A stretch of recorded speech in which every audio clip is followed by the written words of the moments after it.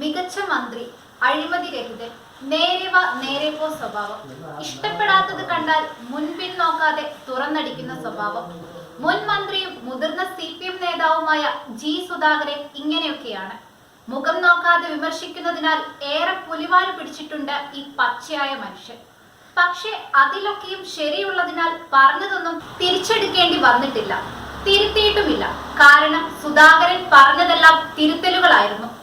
CPM ഇപ്പോഴാണ് ശരിക്കും ഒരു കേഡർ പാർട്ടിയായത്. എന്തു കണ്ടാലും ഒരാളും കമാന്നു മിണ്ടില്ല. അത്രയും അച്ചടക്കം. ഇത്രയും അച്ചടക്കം വേണോ എന്നാണ് എതിരാളികളുടെ പോലും സംശയം. അതിനിടയിലാണ് ആശ്വാസത്തിന്റെ തുരുത്തായി സുധാകരൻ ചില കാര്യങ്ങൾ തുറന്നു പറയുന്നത്. അടുത്തിടെ അദ്ദേഹം പറഞ്ഞു, CPMകാർ ഇങ്ങനെയല്ല പെരുമാറേണ്ടത്. പാർട്ടിക്കാരുടെ വോട്ട് കൊണ്ട് മാത്രം തിരഞ്ഞെടുപ്പിൽ ജയിക്കാനാവില്ല.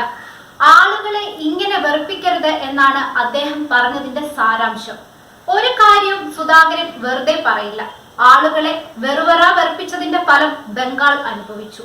ഇപ്പോൾ CPM കാരനാണെന്ന് പറഞ്ഞാൽ ഓടിച്ചിട്ട് തല്ലും. അതാണ് അവസ്ഥ. ഇപ്പോൾ മറ്റൊരു പ്രസ്താവനയുമായി എത്തിയിരിക്കുകയാണ് സുധാകരൻ. 2001 കായംകുളത്ത് മത്സരിച്ചപ്പോൾ ചിലർ കാലുവാരി എന്നാണ് സുധാകരന്റെ വെളിപ്പെടുത്തൽ. കായംകുളത്ത് തോറ്റത് കാലുവാരിയത് കൊണ്ടാണ്. തിരഞ്ഞെടുപ്പ് കമ്മിറ്റി സെക്രട്ടറിയായ CPM നേതാവ് KK ചെല്ലപ്പൻ വോട്ട് നൽകരുതെന്ന് പറഞ്ഞു. 300 വോട്ടാണ് ആ ഭാഗത്ത് മറിഞ്ഞതെന്നും സുധാകരൻ പറഞ്ഞു. പുറകിൽ കടാര ഒളിപ്പിച്ച് പിടിച്ച് കുത്തുന്നതാണ് പലരുടെയും ശൈലി. മനസ്സ് ശുദ്ധമായിരിക്കണം, അതാണ് ഇടതുപക്ഷമെന്നും സുധാകരൻ പറഞ്ഞു. ഇതിൽ ഒടുവിൽ പറഞ്ഞതാണ് പ്രധാനം. മനസ്സ് ശുദ്ധമായിരിക്കണം, അതാണ് ഇടതുപക്ഷം. സ്വന്തം പാർട്ടിയിലെ പുഴുക്കുത്തുകൾ ഓരോന്നായി തുറന്നു കാട്ടിക്കൊണ്ടിരിക്കുകയാണ് അദ്ദേഹം. പാർട്ടി ഭാരവാഹിത്വം വഹിക്കുന്നവർ പുറത്തുള്ളവർക്കും സ്വീകാര്യരാവണം. അങ്ങനെയാണ് പാർട്ടി വളരുന്നത്. 5-6 പേർ കെട്ടിപ്പിടിച്ചിരുന്നാൽ പാർട്ടി ഉണ്ടാവില്ല.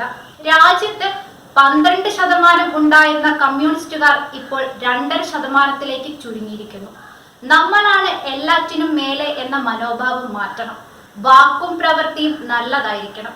അല്ലാതെ മറ്റുള്ളവരുടെ മുഖത്ത് അടി കൊടുത്തിട്ട് അത് വിപ്ലവമാണെന്ന് പറയുന്നത് ശരിയായ ശൈലിയല്ല എന്നാണ് സുധാകരൻ പറഞ്ഞത്. 1ാം പിണറായി സർക്കാരിന്റെ കാലത്തെ മികച്ച മന്ത്രിമാരിൽ ഒരാളായിരുന്നു. അഴിമതി കണ്ടുപിടിച്ച പൊതുമരാമത്ത് വകുപ്പിന്റെ മന്ത്രി. വകുപ്പിനെ സംശുദ്ധമാക്കി സുധാകരൻ. അഴിമതിക്കാരനല്ലാത്ത കോൺഗ്രസുകാർ പോലും രഹസ്യമായി സുധാകരനെ പറ്റി നല്ലത് പറഞ്ഞു. അഴിമതിയും സ്വജനപക്ഷപാതവുമുള്ള സ്വന്തം പാർട്ടിക്കാർക്ക് സുധാകരനെ ഇഷ്ടമായില്ല. തോമസ് ഐസക്, ശൈലജ ടീച്ചർ തുടങ്ങിയ മികച്ച മന്ത്രിമാരും 1ാം പിണറായി സർക്കാരിന്റെ ഇമേജ് കൂട്ടി. 2ാം പിണറായി സർക്കാരിൽ ഇവരൊന്നും ഉണ്ടായില്ല. സുധാകരനും ഐസക്കിനും മത്സരിക്കാൻ സീറ്റും കിട്ടിയില്ല. ശൈലജ ടീച്ചറാണ് ഏറ്റവും കൂടുതൽ ഭൂരിപക്ഷത്തിൽ ജയിച്ചത്. 1ാം പിണറായി സർക്കാരിലെ ഏറ്റവും നല്ല മന്ത്രിയായ ശൈലജ ടീച്ചർ 2ാം പിണറായി മന്ത്രിസഭയിൽ അംഗമായില്ല. ഇപ്പോൾ CPMൽ വിഭാഗീയതയില്ല, അതിനൊപ്പം തിരുത്തൽ ശക്തികളുമില്ല. പാർട്ടിയിൽ ഇപ്പോൾ ഒരു പക്ഷമേ ഉള്ളൂ, പിണറായി പക്ഷം. തിരുവാതിരയിൽ സ്തുതിച്ചും ക്യാപ്റ്റനാക്കിയും ദൈവമാക്കിയും തീപ്പൊരിയാക്കിയും നേതാവിനെ പുകഴ്ത്തുന്നു. VSനെയും P ജയരാജനെയും ഇതുപോലെ പുകഴ്ത്തിയപ്പോൾ തിരുത്തിയ പാർട്ടിയാണ്. പാർട്ടിയിൽ വ്യക്തിപൂജ ഇല്ലെന്ന് പറഞ്ഞ് ഇതേ പാർട്ടിയിലാണ് പിണറായിയെ ദൈവത്തിന്റെ പ്രതിപുരുഷനാക്കുന്നത് ചോദ്യം ചെയ്യപ്പെടാതെ പോകുന്നത്. G സുധാകരൻ VS അച്യുതാനന്ദന്റെ തട്ടകമായിരുന്ന ആലപ്പുഴ ജില്ലയിൽ പാർട്ടിയുടെ അവസാന വാക്കായിരുന്നു. VSനെ നേരിടാൻ പാർട്ടി സെക്രട്ടറി ആയിരുന്ന പിണറായി വിജയൻ ഉപയോഗിച്ച സുധാകരൻ ഇപ്പോൾ റെബലാണ്. 77കാരനായ സുധാകരനെ പാർട്ടിയിൽ തരം താഴ്ത്തുകയും ചെയ്തു. പാർട്ടിയിൽ നിന്ന് കടുത്ത അവഗണനയും സുധാകരൻ നേരിടുന്നുണ്ട്. VSനെ പോലെ ഒരു തിരുത്തൽ ശക്തിയുടെ അഭാവം CPM നേരിടുന്നുണ്ട്. P ജയരാജൻ ജനകീയനാണ്, ഇച്ഛാശക്തിയുള്ള നേതാവാണ്. എന്നാൽ അദ്ദേഹത്തെ ഒതുക്കിയെന്നാണ് പിന്നാമ്പുറ സംസാരം. സുധാകരൻ ആരെയും കൂസാതെ തുറന്നടിക്കുന്നുണ്ട്.